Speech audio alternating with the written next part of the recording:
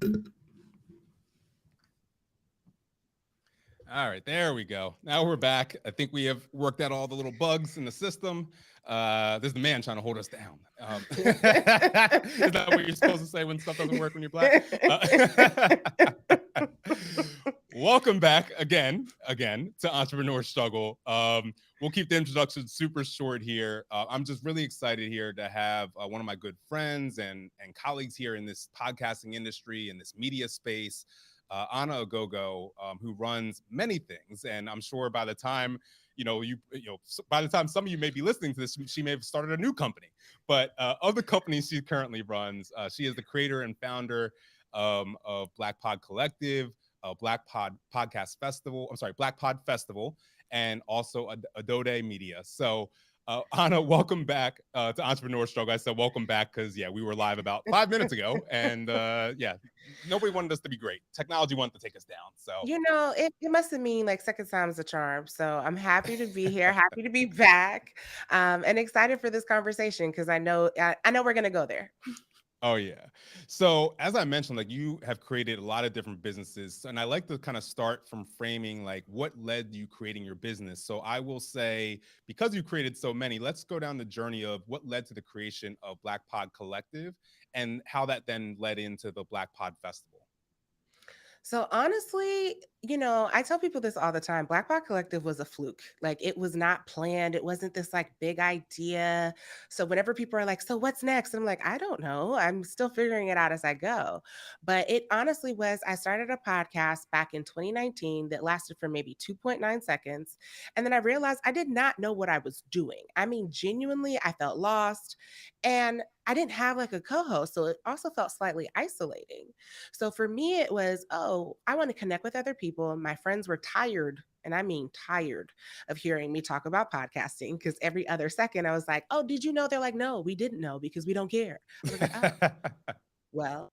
And so a friend of mine encouraged me. She's like, you should like, connect with other podcasters and people who are, interested in this. I think I went to one meetup here in Atlanta. And if you guys don't know Atlanta well, it is heavily Black, like it is just a very Black, rich city. And there were no other people of color, not no other Black, Wow. there was not another person of color. So I remember thinking to myself, like, wait a minute, is podcasting not for Black people? Like, I don't know this space. So that's why it ended up being Black Pod Collective because I went to a meetup to connect with other podcasters and didn't see anybody that looked like me. I had to gas myself up to go in. and and in going in, everybody was super nice, but our experiences were so different. Like they were all sponsored and monetized, and this is what they were doing full time. So it made me feel like, oh, maybe this is not what I should be doing. So I started an Instagram page to share what I was finding out there as I was doing my research and connect with other creatives. And that's really how we got here today. Wow. And obviously there was a void, which is crazy to think that there was a void of Black podcasters in all places, the Black Mecca, Atlanta. Like, when was that, by the way? That was 2019. Wow. So not even that long ago. So, like, Mhm. as you're in those spaces, like, I used to always have this issue working in a lot of white spaces, whether it be at Sirius XM or whether it just be my first podcast festival that I went to. I very much had that similar experience where one, I'm apprehensive because I'm the only one who looks like me, but I also am afraid to talk to people because I don't want to now represent all Black podcasters. Like in that experience, and I guess even going into creating Black Pod Collective, like how do you shoulder that kind of essentially, I guess, kind of responsibility a lot of times that maybe you're the only Black voice that these people are speaking to? It's actually very difficult because it leaves me in a space to where I don't speak up about a lot of things. So, I'm very apprehensive on getting on Twitter because Twitter, I just feel like it's just things like snowball really quickly. And next thing you know, there's a whole Twitter beef and there's a whole thing happening. And here I am just like, oh my God, how did they get here?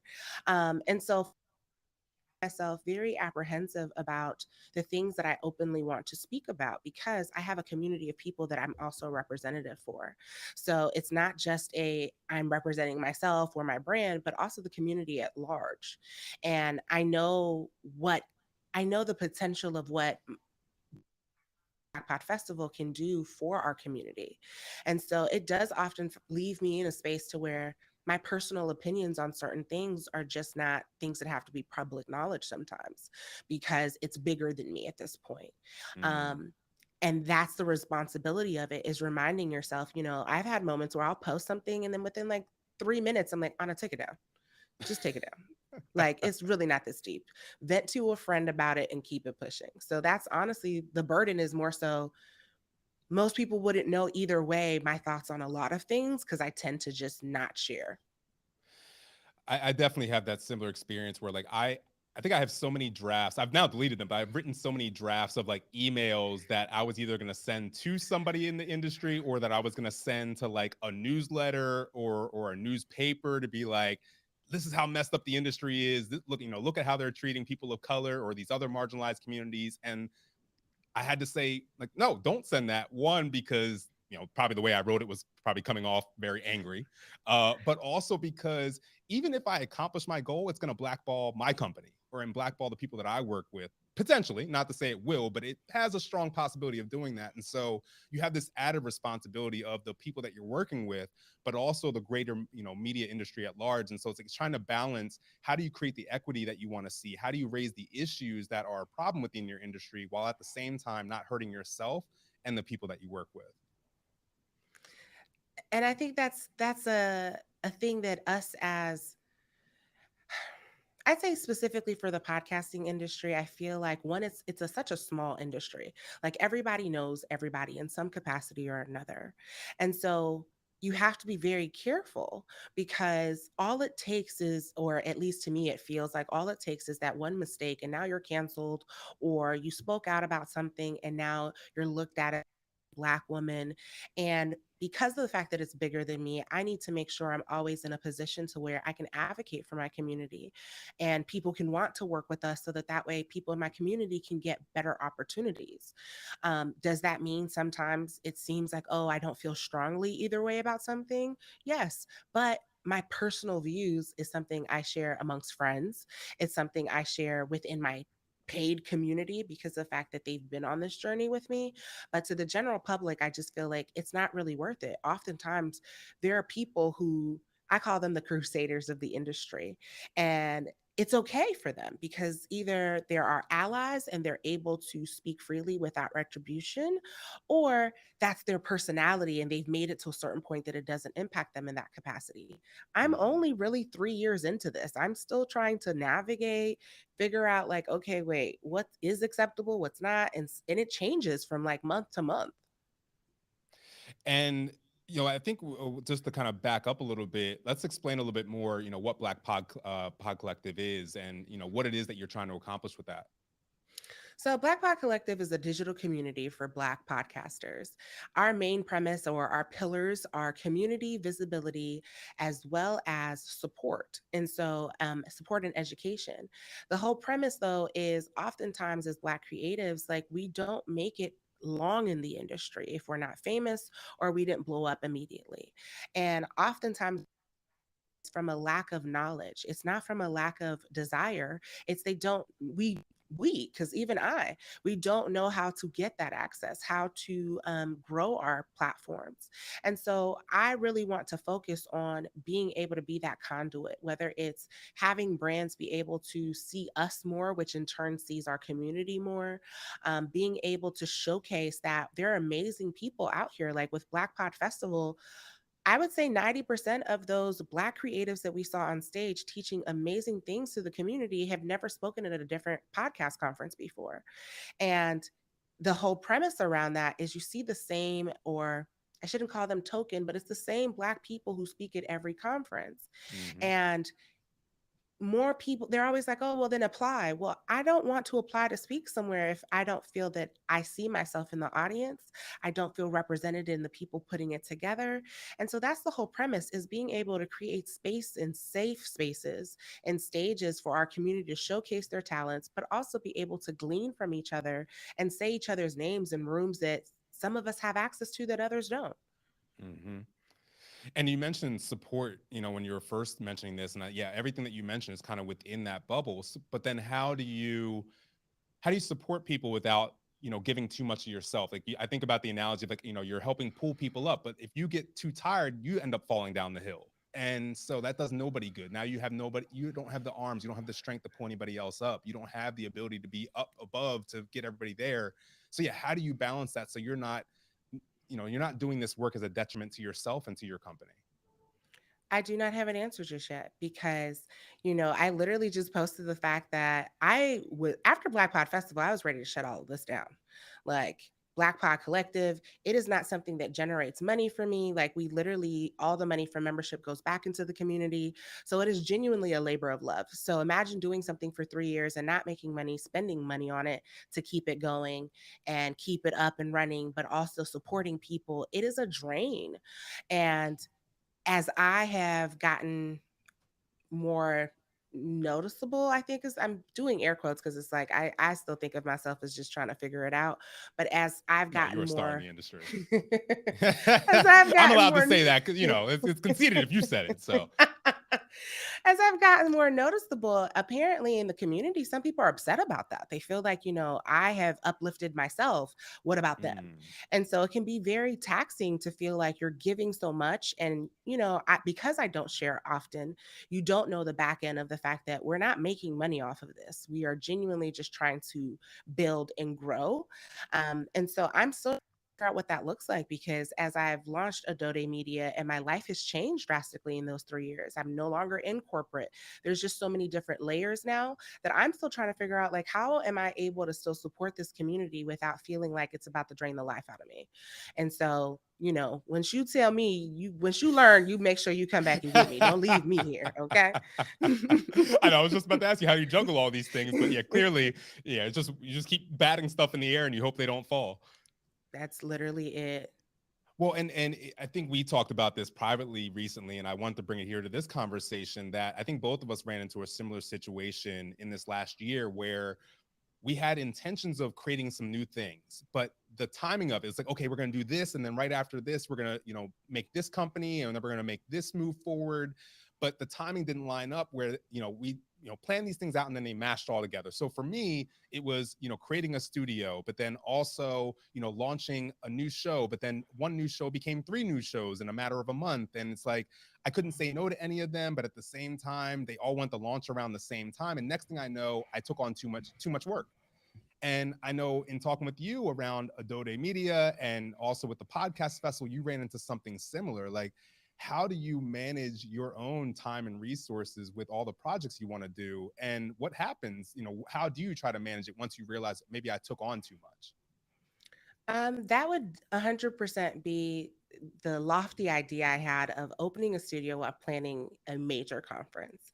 Like, it just never crossed my mind that I should probably not do them at the same time. Like, it just literally never, like, the thought never happened until I was actively in it. And I had several nights where I was just like, give everybody their money back and just this conference is not happening. Like, I had several of those moments because it was 4 o'clock in the morning, it was 3 o'clock in the morning, it was 6 o'clock in the morning, it was sleeping at the studio. It was a lot and it was very stressful. And, they say as you're learning, as you're doing, you can't just stop. So I'm already in it and I can't just be like, well, this was too much. But I can definitely say it taught me a lot in the moment of, I'm one of those people who I will sacrifice sleep in a heartbeat to try to accomplish goals.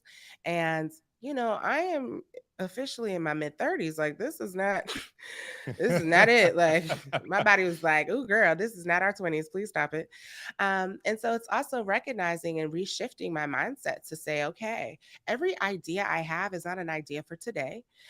Every goal I have is not a goal that even needs to be accomplished by myself. Like, there's other people in the community, and it's okay to allow them to either help or give it to them to do. Like, that's where I'm moving into, where it's like we are a expansive community, and originally I didn't know people. Now that I do, it's okay to like. I feel like God may use me as a vessel for the idea, but He may not mean for me to be the one to execute it. And Mm. so I'm moving into that season of every idea I have does not mean I need to do it. And if nobody else wants to, it could be in 5 years. Who knows? But it does not mean that every other day I should be launching something new because every year I've launched something. 2019 Black Pod Festival, 2020 Black, I mean, 2019 Black Pod Collective. 2020 Black Pod Festival, 2021 Adode Media and the studio. Like, baby, don't look at me for nothing else. Well, let's be honest, now you got to have something for 2022. So we got a few more months. You got this. No, but Mm. as I was mentioning before, Anna Oghogho here, who we're speaking with, runs Black Pod Collective, Black Pod Festival, Adode Media, the studio down in Atlanta. She's an incredible speaker, thinker, somebody who does it all in this podcast industry. But I really want to bring her here to kind of talk through her journey creating these companies and just some of those challenges. And if you're watching here on YouTube Live, we have the comment section up. Feel free to leave a question or make a comment. Specifically, you have something pertaining to what Anna does, or if you really want to learn from some of her experiences, I invite you to drop in the comments here. I got my computer open below so I can check that out. But Anna, with a lot of what you've been creating, I know when I create, a lot of times I want it to be perfect the second I put it out there. But being perfect can a lot of times paralyze you to not putting it out at all. So like I think about like your studio. I know when we were putting together our studio here in New York City, like trying to find the perfect location took months. And it got to a certain point where I almost kind of threw up my hands of like, well, I guess I'm just not going to do it because I can't find the perfect space. And then once we got into the space, all right, I need the walls done this way. I need all the right equipment. I need all the props. But if you do that, if you wait till perfection, you're never going to actually launch. So how do you manage trying to put forward a professional product, whether it be your studio or whether it be the collective or anything like that, the festival, while also trying to manage your own expectations of what perfection actually means? I would say I've actually gotten worse at that. I feel like when I first started, because there weren't any expectations around this, it didn't matter. Like when you start something as just an Instagram page to connect with other people, there's no expectations. Nobody knows who you are. Like you're just doing something for fun. Like even if you look at our social, I know people have been like, you should take the old things down. I'm like, no, let people see where this started at. It was a black box with some text because I don't know graphics like that. I was just like, oh, yeah, this looks good. And I feel like as we've grown as an organization, as I'm becoming more known in the industry, there's now a bigger expectation I place on myself because I want to make sure that we operate in excellence. And so I feel like how currently I'm doing is focusing on making sure that we attack things in chunks and not try to release everything all at once. And so, like, we have a video series that's coming out. We have been recording these videos for the last several months. I said until all of the videos are recorded, we are not releasing any of them because I don't want to feel like, we are now like, oh, behind on this or Yep. something may come up. And so it's now working more so in batch and allowing for it to give us lead time so that way we can actually rest because I know I'm done sacrificing my rest for the benefit of my community, like, and that's traditionally used to do. But now it's about like, give ourselves enough time to where I can really comb through this with a fine tooth comb because I know myself. I can't Mm-hmm. lie to myself and be like, oh, just put it out there. No, I'm a struggle. It's not true. I tried to be that girl for 2 seconds. It didn't work. It was cute though in my mind. And I was like, it doesn't matter, guys. We're just going to put it out there. And then I was like, what is that? Who put that out there? That was not, we did not agree to this. I was like, you know what? You are stressing everybody trying to be this nonchalant, go with the flow. That's not true. Stop it. Well, and you've mentioned, trying to get, you're now more in this season of asking for help, and that can be really tough for a lot of us because one, like we know what we want and we know how we want it done, so a lot of times we just we hold on to things too long. But also sometimes we just don't have the money, the resources to be able to outsource things. So now that you are in this season of doling out some more of that work and bringing on more people to help you with your different companies and the festivals that you're putting on, what is it that you have found challenging in bringing on individuals and retaining individuals? Whew. Everybody think they can. Everybody. Everybody is capable. And, you know, something that's a gift and a curse for me is that I worked in corporate and I am a certified project manager. I'm a Lean Six Sigma certified person. So I look at processes, and that used to be my job, like process improvement. I'm very detailed and I'm very meticulous. Most people are not used to that level of detail in anything. And I think oftentimes people bite off more than they can chew, and instead of being transparent of like, you know what, this is not my strong suit, they just don't show up. And so bringing on a team is very difficult because of the fact that one, mentally you think everybody's going to operate like you. Two, who you get in the interview is not who shows up to work. Like, Say that one more time. it is not who shows up to work. I don't know where that person goes to. I wish they would stay for at least 3 months. Like, give me something. But they don't even make it to the first day. And then in this day and age, I feel like everybody is now wanting to do their own thing, which I love, but it also makes it very difficult for people like us who are trying to scale our businesses when you can't find people who actually want to work for someone anymore. So it's difficult when you have this person who's trying to technically do the same thing you're doing, but they don't tell you that. So they come to work for you and then they're trying to take clients. It just ends up being like, did you read the contract you signed? Like, what's happening? Do you ever struggle with, and maybe every situation is different, but like, do you ever struggle with having to let somebody go? Obviously there might be times where it's just like, no, you got to get the heck out of here yesterday because they've been so bad. But there might be other times where you might like somebody, maybe you personally like them, but business wise, it just isn't clicking. Like, have you had some of those situations, and how do you deal with that? I have 100% had that. And I think because of the fact that community is so big to me. And when you're starting out and you have a small team, it's not the same as corporate. Like in corporate, I had a team, but there was HR and there was all these procedures. They weren't my friends. But when you have a team of like 5 people, you're around each other all the time. You get to know each other. And it becomes very difficult to separate that line of, I'm still your boss. Like, whether you want to call it that or not, that's what this is. And I've had to make those tough calls of recognizing that, like, an advice I actually really give people is you cannot really be friends with people who work for you. It doesn't matter how much you like them. There's still just a level of things that are just never going to be acceptable.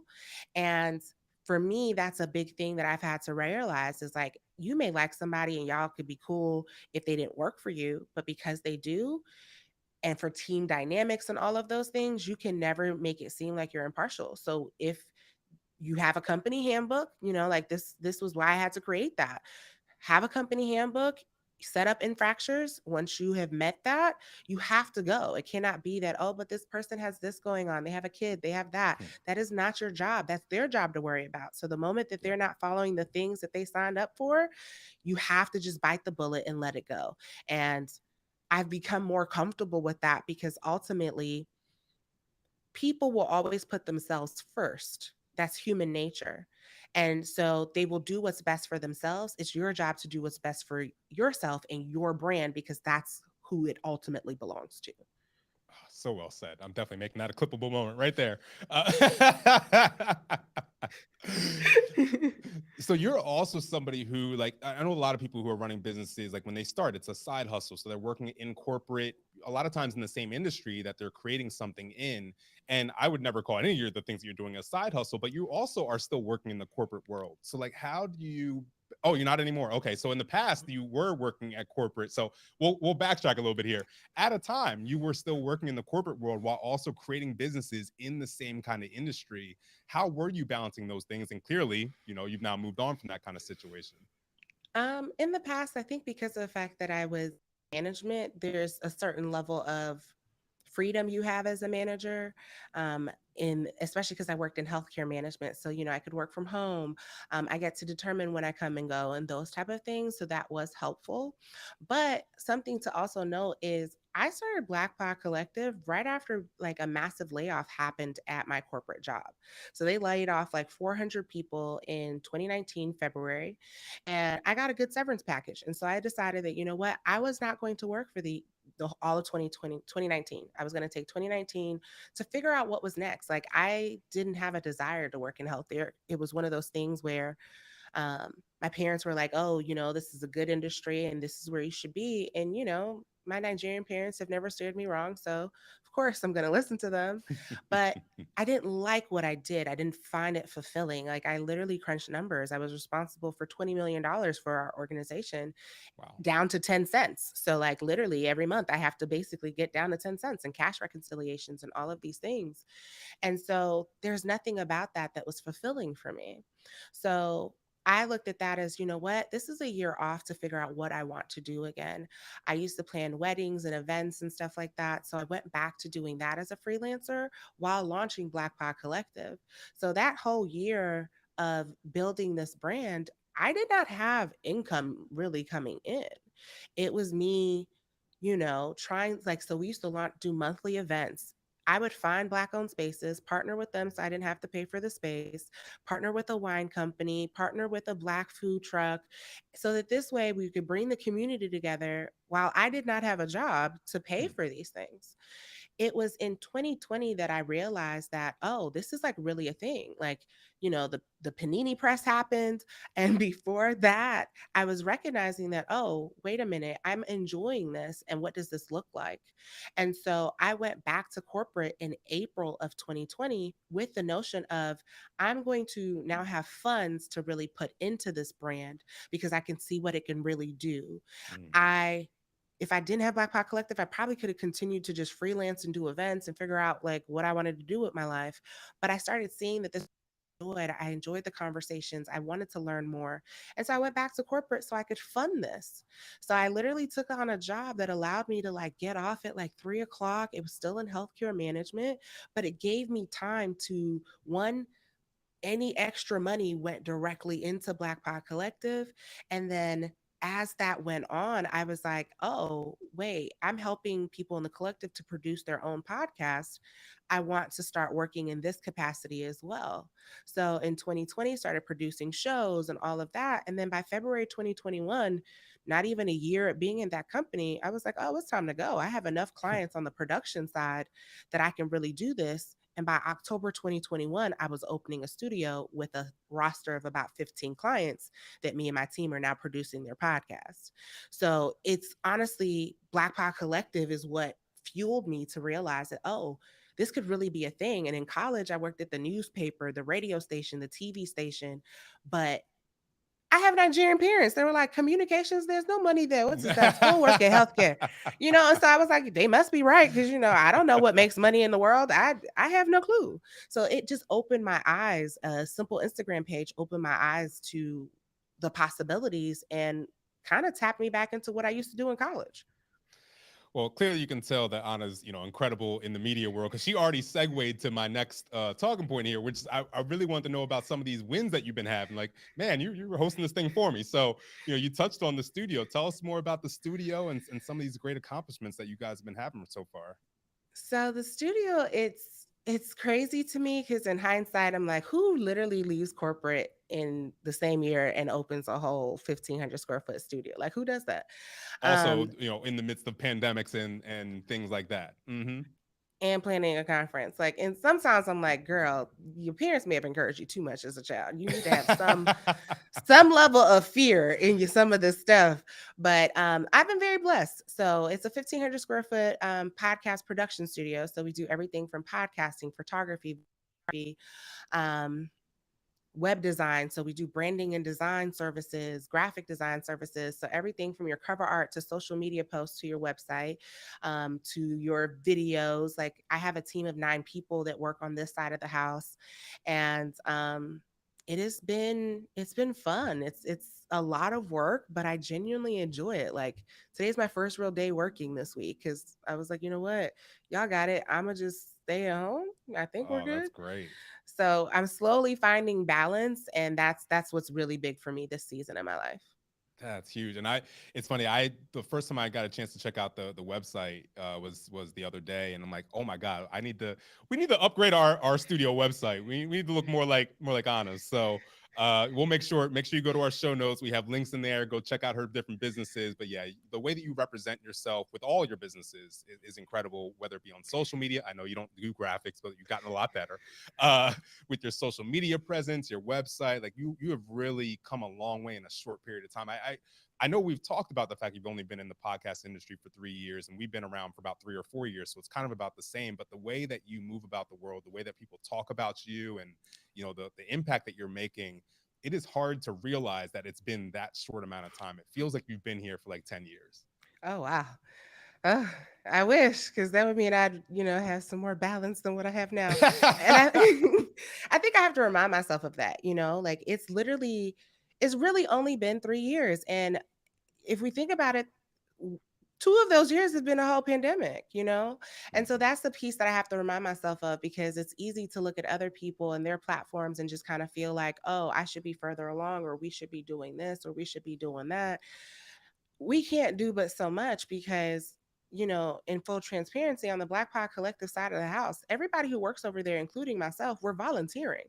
Hmm. Like, we are volunteering our time, we are volunteering our talents to be able to bring these things to life. But it is upsetting for me sometimes, because when I look at white counterparts and the platforms that they have for their communities and the things that they do, they have sponsors, they have people who are able to allow it to where this weekly newsletter that they send is sponsored to the T. This conference, like all of these things, whereas for us, it's always such a heavy lift that it then after a while feels like a burden. And so that's a thing that I'm still trying to figure out, is like, how do we go about it? Like, we've built a solid brand, we have a solid following. Like, at what point do brands then recognize that this is something that they should invest in? Well said.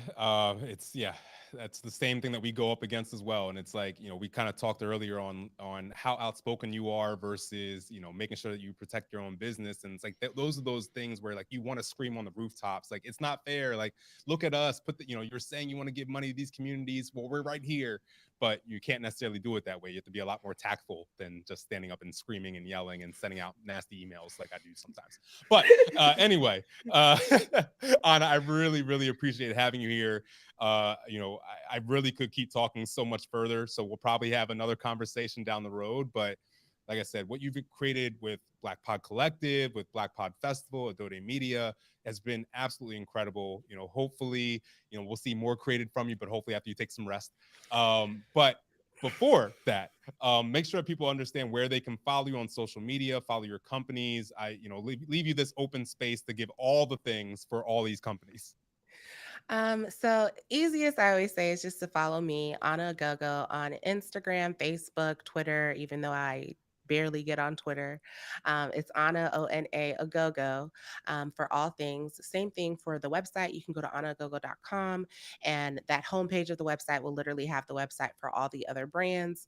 Um, I am in the process, of course, as you foretold earlier in the conversation, I am in the process of launching my own podcast called The Content Trapper. And so you can kind of stay tuned for that, where we're talking about all things content creation and content entrepreneurship, and really just what goes into this world of being a creator. So, from tips and tricks on to how to be a podcaster and what to go into that, to opening the studio and some of those highs, lows, and everything in between. So, stay tuned for that. Oh, that's amazing. Well, thank you for everything that you've been doing. Thank you for what you're doing for our just greater podcast industry and creating more equity. I also thank you personally for helping us as DCP Entertainment win things like, hold on, let me get off mic, helping us win Webby Awards. Like, this is a People's Voice Award. And Anna over here, had her people voting for us, even though we're not part of the collective. She got in trouble for that with some of her people, but like, you helped us win hardware like this. So I truly, truly appreciate you. Most definitely. That's the whole premise of the community, is for us to rally around each other. Like, it's nothing without that.